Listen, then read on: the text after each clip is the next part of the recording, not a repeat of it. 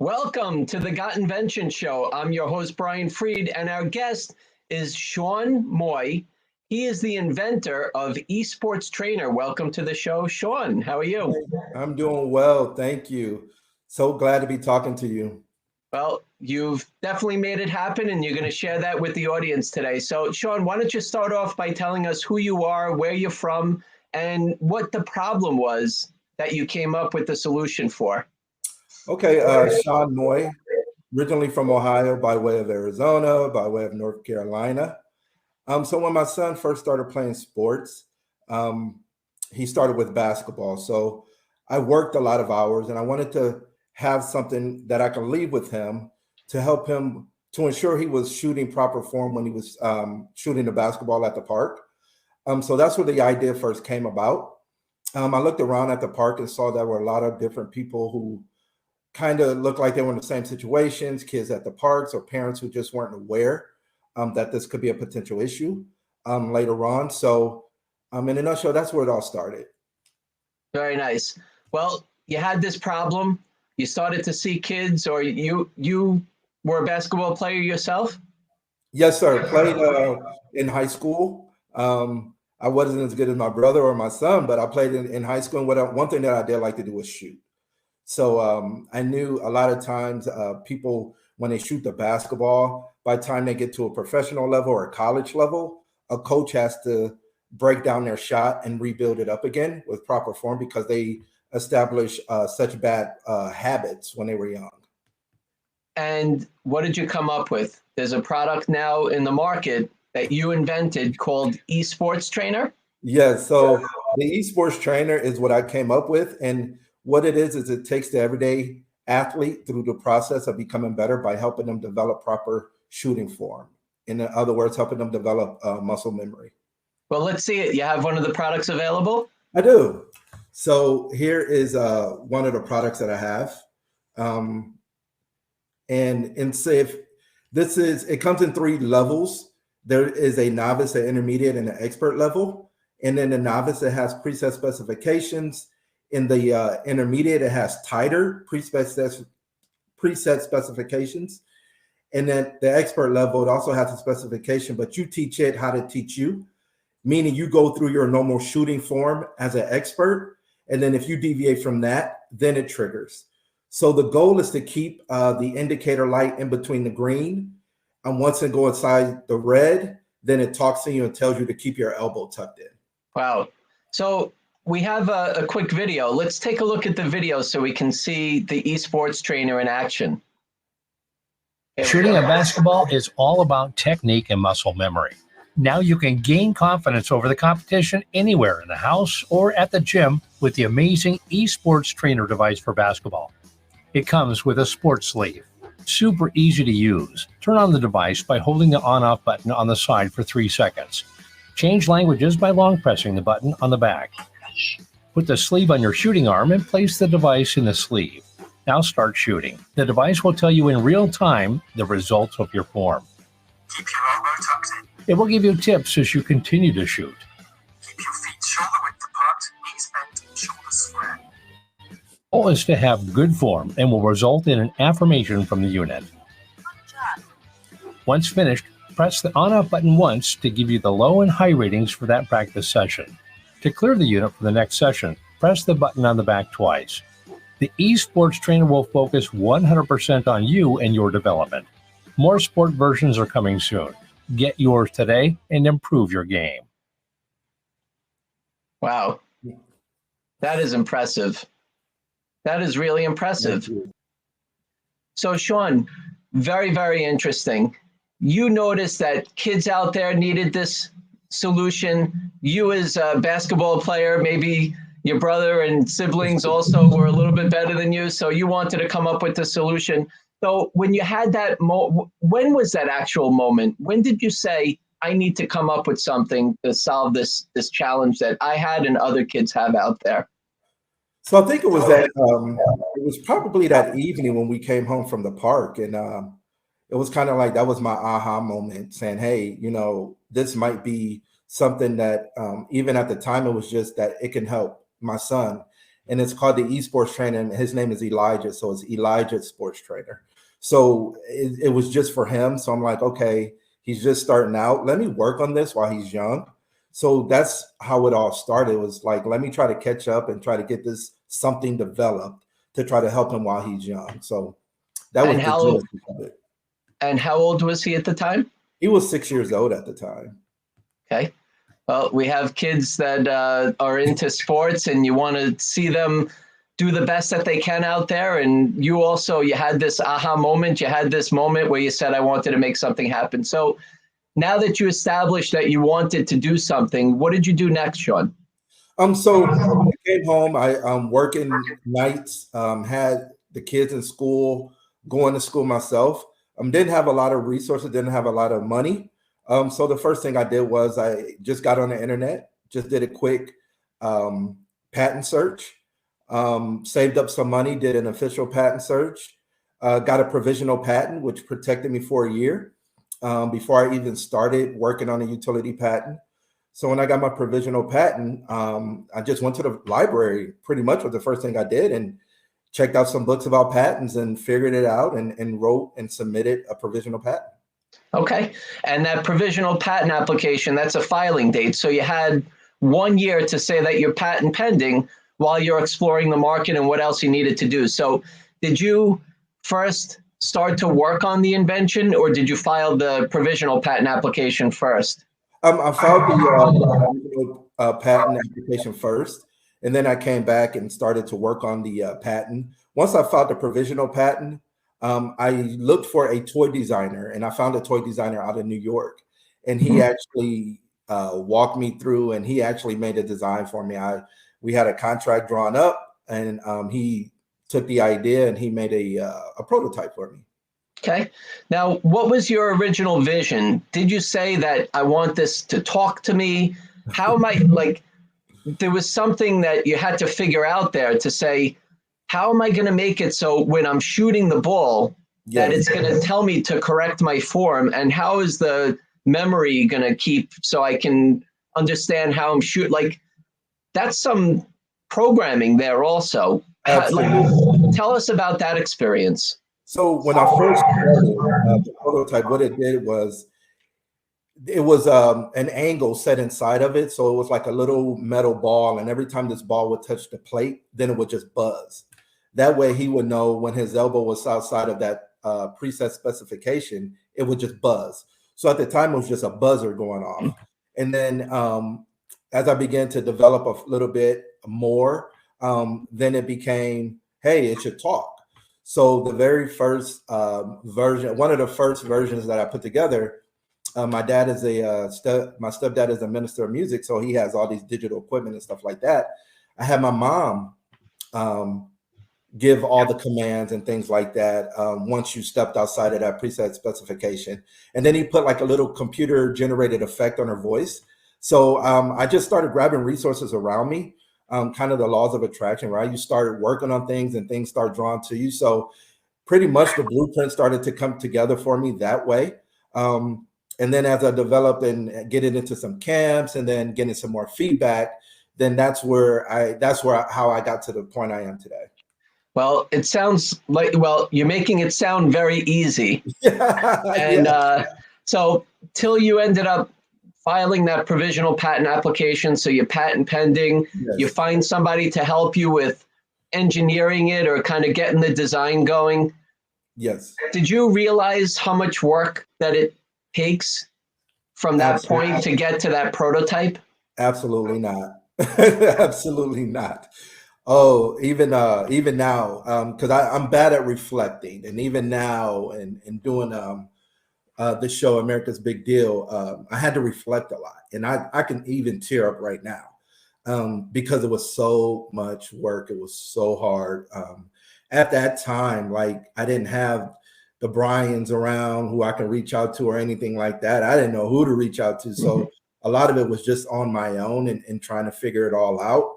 Again, I spent a lot of time at the library checking out books and just reading up on patents and things like that, doing a lot of searches on my own. But yeah, absolutely not. I mean, it is truly the first step of my 1,000-mile journey began at the library, but it truly was a 1,000-mile journey and continues to be now. But yeah, it was not easy at all. Well, it sounded like you had to pace yourself. Absolutely. With the amount of money that was coming into the time and the resources that you needed to make this happen. Tell us about that balance, because when you first started, when I was saying you didn't know what you were in for, yes, there's the emotional roller coaster, there's the journey along the way, but the financial side of it, was there any expectation when you first started? And then as you started to realize it, you probably had to figure out how to get it done. Tell us about that experience. Yeah, so when I first started out, like you said, I knew, like, even for a provisional patent, I was going to have to save up for that. So even for the gentleman to do my prototype, I think it was about $500. Whoa, I got to save up for that. So just along the way, for me, I know I hear people say jump both feet in first. I didn't. Kind of going, I'm sure a lot of people, and I will say to as many people as possible, it's okay to go one step at a time and put one foot in and see where you are. I thank God I wasn't in a situation to put up the mortgage and put up the college kids funds and things like that, because it is a long, very long process. And but one of the greatest pieces of advice that I did receive is nobody's ever going to invest in you if you haven't invested in yourself. So for me, I would save up. I was in school at the time. I got better jobs so I can have more income, because a lot of the things that I was asking for, I was asking went outside of my income. So instead of making excuses, I just made adjustments. And again, if that meant being in a job that I really didn't want to be in, as far as supervisor or manager, those type of jobs that have brought in more income, so it allowed me to do more things that way. So I didn't have a lot of family around who had the resources to help me bring my product to market. So I knew I had to do it myself. So that's what I did. I just didn't lay down. It's, hey, there's other opportunities. You can get a better job. You can get a different job. You can get multiple jobs and save up your money and budget and things like that. So it's all coming together. That's the way to do it. So between raising 3 kids, taking care of the family, expenses, everything else, and then just kind of putting a little bit to the side. Absolutely. Your life better and doing something for your family. And it sounds like it's dedicated to your son, who you wanted to see play better basketball. Hopefully when he was 6, by the time you finish this, because it took you how long to bring this to market? 15 years. He's 21 now. Okay. Well, now you can have it for his kids, right? Or your yeah, grandkids. Absolutely, right? So I'm like, at least I left him something. So yeah, it's interesting. I have the old photos, and even offline, Brian, I could send them to you. You can kind of see the progression of where I came from, but he's in them. And I had the fortitude to take pictures and things like that. And I'm getting professional pictures done, because even back then I'm like, I'm on my way and this is it. So I have professional shots and all that good stuff, but it comes in handy now. So, and it helps tell the story for even now. But that's yeah, awesome. it would be for his kids, because he plays pickup and things like that, but he's not playing a college level ball. Well, it looks like you still have it in you too. So you might keep working on it. Yeah, so we go back out and play, and it's fun. It's fun. That's good. Show us one more time what the product is. Show us Esports Trainer and show us a quick demo. Okay, so yeah, the Esports Trainer.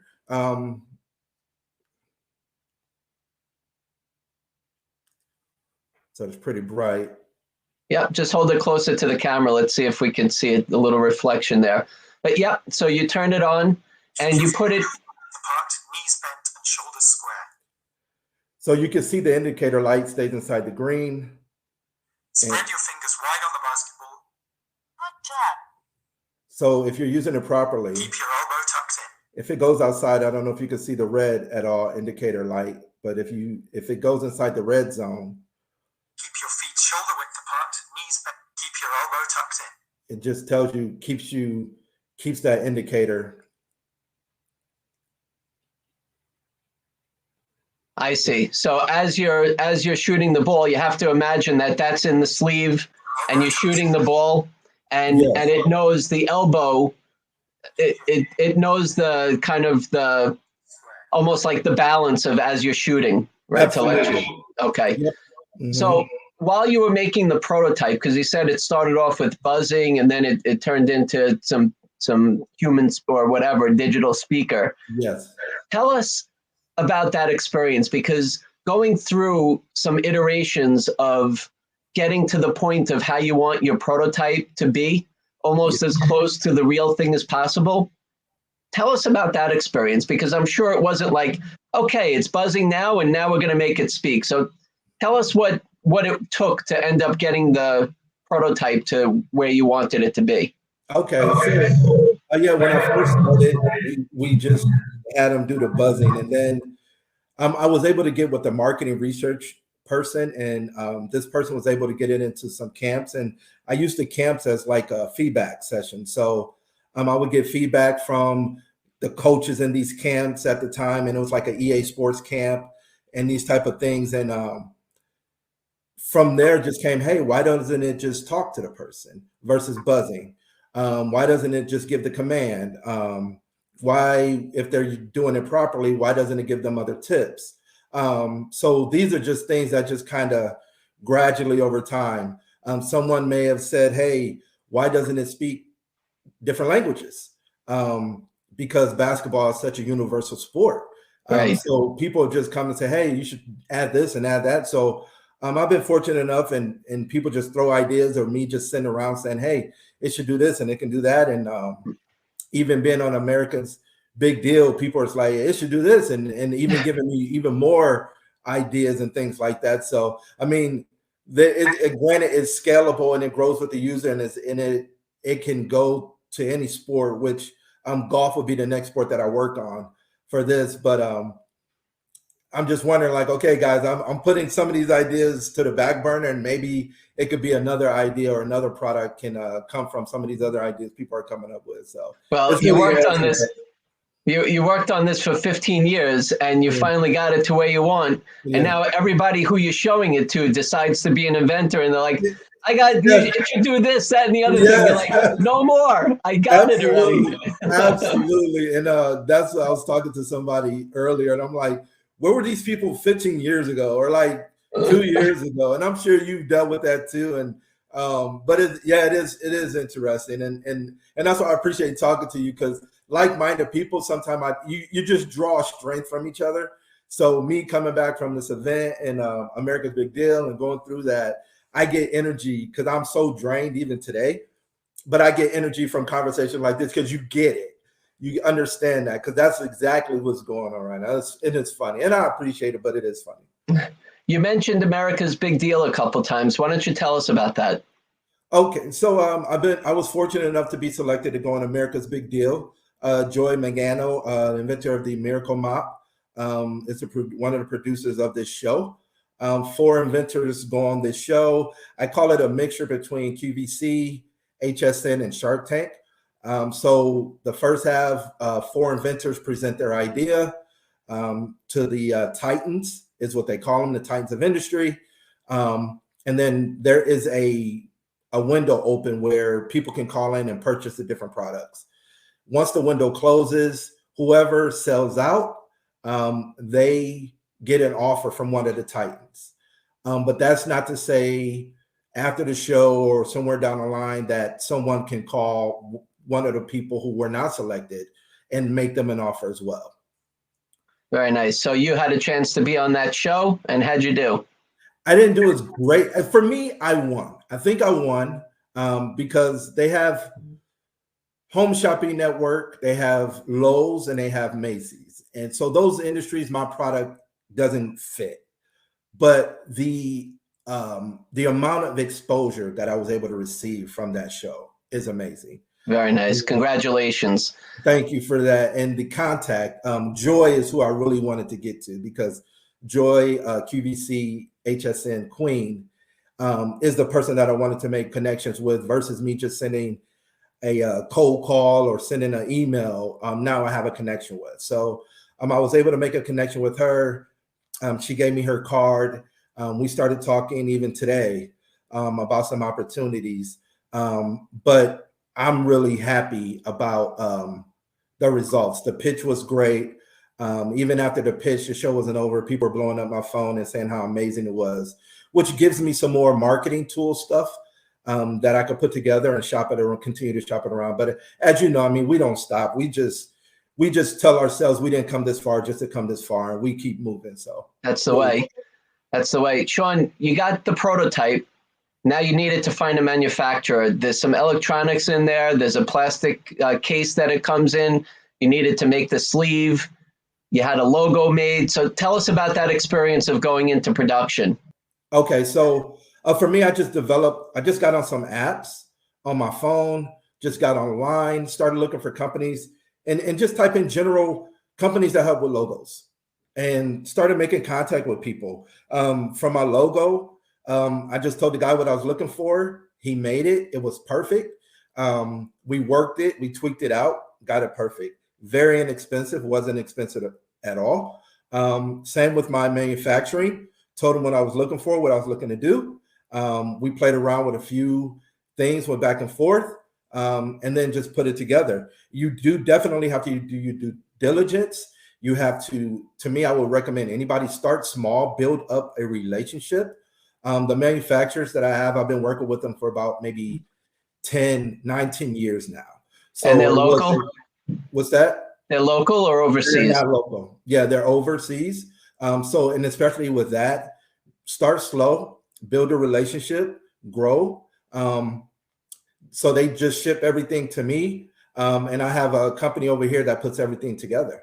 But again, it starts small. You don't have to go out and spend millions of dollars. You just have to look around. But there are options out there to help us, inventors that, we don't have a trust fund or anything like that we can pull from. There are little things that you can do to help get your product out on the market and make it look professional and polished as well.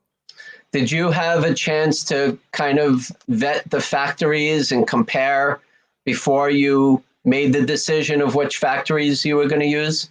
I did. There were like 2 or 3 that I was going to go to, deal with and start working with. So I was able to go check them out, things like that before we start going, make sure all their paperwork, they were in compliance with everything we do over here as well, before we start working together. And even now, we have, we'll do a Zoom calls, we'll do Skype calls, we'll just talk and make sure we're all on the same page, make sure everything is on the up and up, even now. And like I said, you're able to do that when you build a relationship with these companies. For sure. The name you came up with, the logo, and again, thinking about all the things that you went through, right? With the packaging and finding factories and getting your prototypes, pre-production samples to get to where you want it to be. And then boom, you finally get that final pre-production sample that says, you know what, I'm ready to go. Yeah. Before you hit the go button, did you know who you were going to sell to? Did you have orders, or did you say, you know what, I'm putting 3,000 units in my garage and I'll figure it out when it gets here? So for me, I started with 500 units and I told myself, hey, I'm going to go with 500 units. I have my website built. We're going to start with 500. During that time, when they started manufacturing the 500, America's Big Deal came calling. And it's funny, and I couldn't write a better script. And if we had more time, I couldn't write a better script to any of this. I mean, I just say thank God. And again, the laws of attraction, if you start working towards something, doors will start opening, because that's close to the number I needed for the show, America's Big Deal. So the units I have being manufactured, I was able to ship there and start selling them from the show. So it's perfect. I have another 500 in production right now. So me, I just started small versus saying, hey, give me 50,000 units today. Bills start small, and then I'll just keep reproducing the process. So the money that I gain from selling of the product goes right back into the company. Then we'll bring in more products, and then we'll just keep repeating that process unless some huge manufacturer comes around and says, hey, I want to license it from you or buy it. And then that's a different conversation. You are working a full-time job and you are bringing Esports Trainer to life as you're doing everything and still continuing to help with your family. What is in store? Like, how are you going to balance out, and where else are you going to be selling your product? Okay. So right now, operations manager, so full time. I have about it's about 100 plus people that report directly to me, plus other sites, and so got the day-to-day job. The kids, thank God, they're pretty much grown now. So I've instilled a lot of things into them when they were younger. So they're pretty much self-reliant now, just kind of at a ego high level. I keep a watch over them and deal with them accordingly as I need to. So for me right now, seeing what happens with this, with Joy Magano's connection, selling it on my website, trying to get into some high schools, some colleges. There's some people even now that 6 degrees of separation. They know this person, know that person, some NBA people that they know that I should be talking to within the next few weeks and showing them my product and getting into some of their sports camps coming up real soon. So really excited. Very nice. And the future of Esports Trainer, right now it's for basketball. Are you envisioning this for other sports? Yes. So right now it's for basketball. Got that. Then we're going to go golf.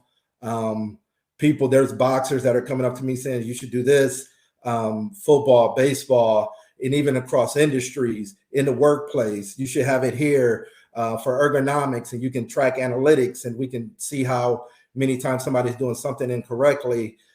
So I'm just getting ideas, like I said earlier, from everybody on how this product can be modified and applied across all levels, all spectrums.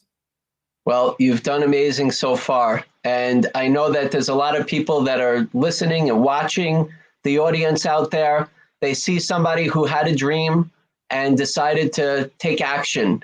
And there's other people out there that, whether they've come up with an idea at some point or they're stuck right now trying to get their idea to market.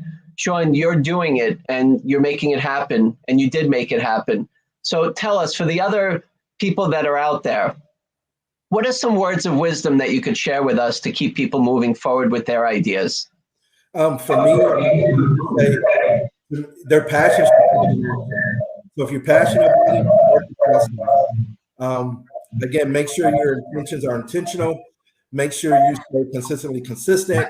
Always keep grinding. Every day, just try to do something. Focus on your product. And good things will start opening up. I say continue to reach out to people like you, Brian. I reached out to you months ago. I think even sometime earlier this year or last year. So there are resources out there to help you, to keep you motivated. And I'll just say, just keep staying the course. Don't give up. That seed, that vision that's implanted to you, you owe it to the world to bring it to the marketplace, to give it to us. So get it out. Get it out. That's awesome. Shawn, tell us where we can buy your product and where we can find more about you and all the good stuff that you have coming on. Like, we want to be able to keep in touch with you. So tell us how to keep in touch and how to buy your product. Absolutely. So you can go to my website, e-sportstrainer, all one word.com. I'm also on social media. I'm on Instagram, Facebook, LinkedIn. You can go type in Shawn Moye. You will see my logo. You can type in Esports Trainer. I'm easy to find. You can also email me at the Moye Group. So TheMoyegroup, the Moye Group @gmail.com. If you have any questions, you can also email me from my website. If you have any questions, I'm here to help whomever needs help. My door is always open. I stand on the shoulders of giants. So I'll give back like people have given back to me. That's awesome, Shawn. Shawn, thank you so much for being a guest on our show. You're a really true inspiration to the inventor out there, to somebody who just came up with that idea and made it happen. So congratulations, and let's keep in touch. And we wish you all the best and all the success possible. Thank you so much, sir. I really appreciate you. Thank you, Brian. Thank you, Shawn. That was Shawn Moye, Esports Trainer. And boy, amazing story. If you'd like to be a guest on the Got Invention Show, simple enough, just go to gotinventionshow.com. Until then, Keep on inventing and have a great day.